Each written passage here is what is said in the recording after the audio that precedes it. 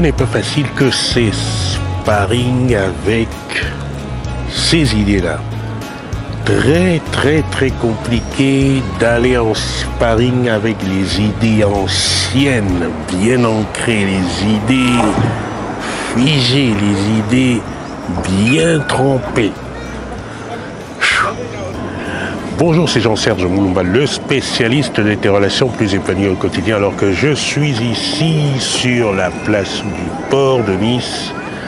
Je voudrais évoquer les 3 points contre lesquels le sparring est très compliqué.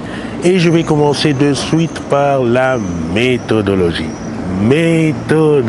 Et oui, tu sais, quand j'ai commencé à faire du jiu-jitsu brésilien il y a quelque temps, c'était quelque chose de nouveau, incroyable, ahurissant. Je ne sais pas si ça t'a fait le même effet, mais rentrer dans un endroit, penser qu'on a un minimum de force et que l'on peut se débrouiller dans l'adversité et se rendre compte à quel point on est complètement à la merci des personnes qui peuvent nous contrôler à loisir et faire de nous ce que l'on veut, c'était sidérant. L'effet immédiat d'une telle expérience est de donner tout crédit, toute dévolution à l'autorité compétente qui est en place et qui est là pour t'enseigner. C'est-à-dire que on arrête carrément, c'était mon cas, de réfléchir, de devenir quelqu'un d'ordonné dans la tête. On laisse tout ça de côté, on se dit mais ici c'est de la science-fiction, c'est quelque chose d'incroyable, donc on a tout à apprendre.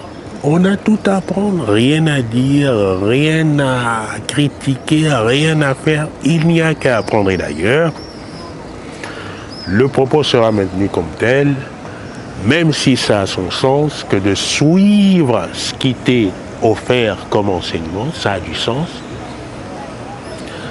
Au point où on en était, pour moi, c'était exagéré. Je vais dire par là que quelle que soit l'activité à laquelle tu t'adonnes, garder un petit sens critique, ça reste quelque chose de sain.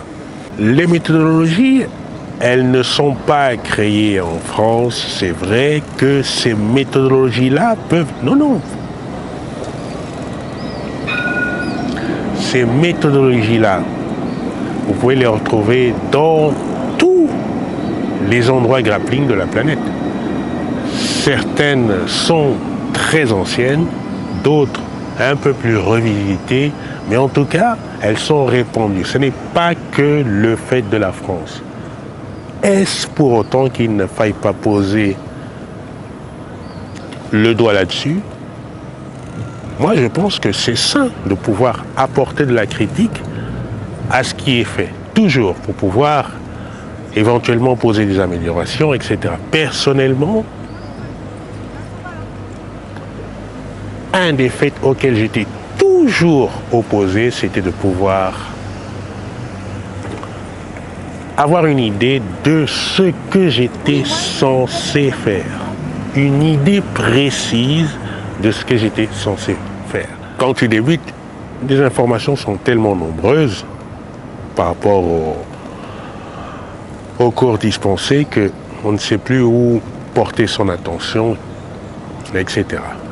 Et pendant longtemps, l'idée de savoir ce que je dois faire était complètement vague. Et pour les tempéraments introverts comme le mien, puisque je ne savais pas ce que j'étais censé faire, eh bien je laissais toujours l'autre démarrer afin de moi m'adapter à ce qu'il allait faire. Ce défaut que j'ai entretenu dès le départ m'a poursuivi longtemps, jusqu'à ce que je puisse créer, moi, de la clarté dans ces schémas, ces représentations mentales. Je pense que la cause principale de ces attitudes, c'est le désordre dans lequel l'enseignement de cette façon-là est prodigué, à savoir on s'échauffe pendant quelques minutes à courir partout, après il y a des langoustes, etc. Et après, bon, ben, on fait une technique par-ci, une technique par-là, une autre par ici, après voilà, wild sparring. Si bien que les techniques apprises sans résistance ne sont jamais investies pour essayer de les tester, etc. Pourquoi? Parce que, étant apprises sans résistance, les techniques que l'on souhaite appliquer pendant la résistance ne marchent plus. Tout d'un coup, c'est pas possible de les tester. Étant débutant, on laisse tout ça de côté et on essaie de survivre comme on peut. Si à côté de cela, tu mentionnes encore le fait que la défense est carrément absente, c'est absent. À part l'idée de faire une langouste par-ci par-là, la défense n'est pas présente. C'est à toi de la fabriquer sur l'action et te débrouiller. Ça rend les choses étonnamment complexes. Alors, maintenant que nous avons le MMA de légaliser, c'est pire encore. Parce que le MMA, avec le vent en poupe, tout le monde veut faire du MMA. Alors le MMA, comment ça se passe? Ben écoute, tu peux faire du pied-point, un peu de lutte, un peu de sol, et voilà, t'es paré. Oui, mais j'ai jamais fait de sol, mais c'est pas grave. Écoute, tu fais du pied-point, tu fais de la lutte un peu, et après le sol, tu vas voir que tu te débrouilles.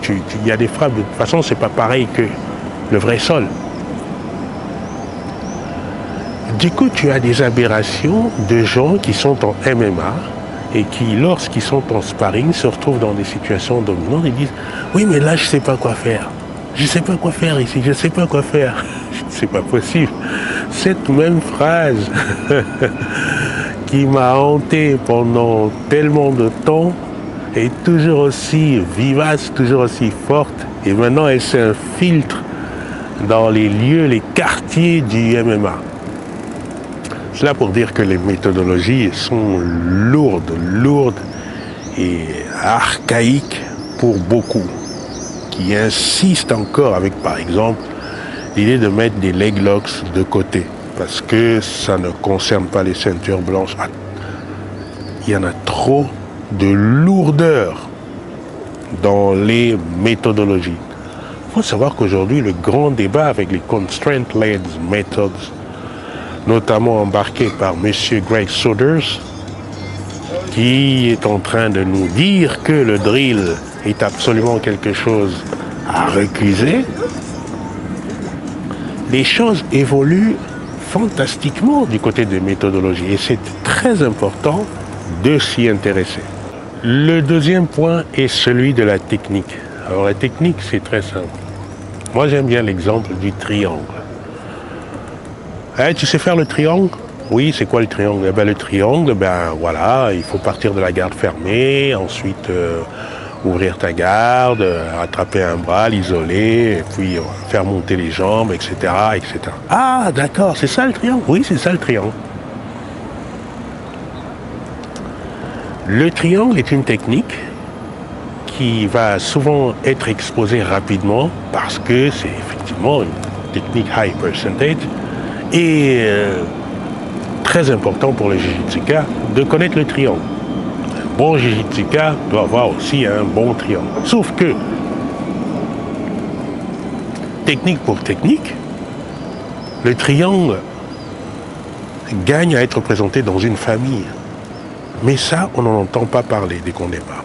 On veut nous présenter le triangle. Après, oui, de temps en temps, tu as le triangle inversé. Oui, le triangle. Mais non, mais le triangle, c'est le triangle de la garde fermée, c'est le triangle, voilà, le triangle de face, etc. C'est ça le triangle. Ah d'accord, oui, celui-là tu peux l'obtenir parfois de la menthe, mais le triangle c'est ça.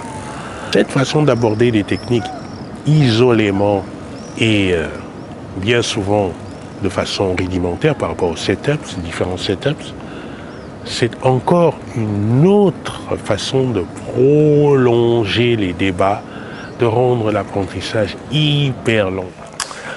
Alright, on se retrouve en salle et là je voudrais parler du troisième et dernier point de la vidéo, à savoir l'histoire de l'attitude. qu'est-ce que j'entends par là? Je veux dire, si tu es débutant et que tu arrives nouvellement dans le grappling, ce n'est pas parce que tu démarres, que tu es novice, que tu es tout débutant, que tu dois t'interdire déjà la notion de l'excellence. Ça veut dire quoi? Ça veut dire que tu démarres certes, tu ne sais rien de rien certes, mais tu as déjà cette option en esprit de te dire je ne sais peut-être rien, mais j'ai envie d'avoir les meilleures choses pour progresser rapidement. Les meilleures idées, les meilleurs outils, les meilleures méthodologies pour progresser rapidement. Avec cette exigence dans ton esprit, l'attitude, elle est déjà prospère. Alors je résume. La méthodologie, il faut réellement la moderniser. La technique, attention, c'est toujours quelque chose de délicat à aborder de façon singulière.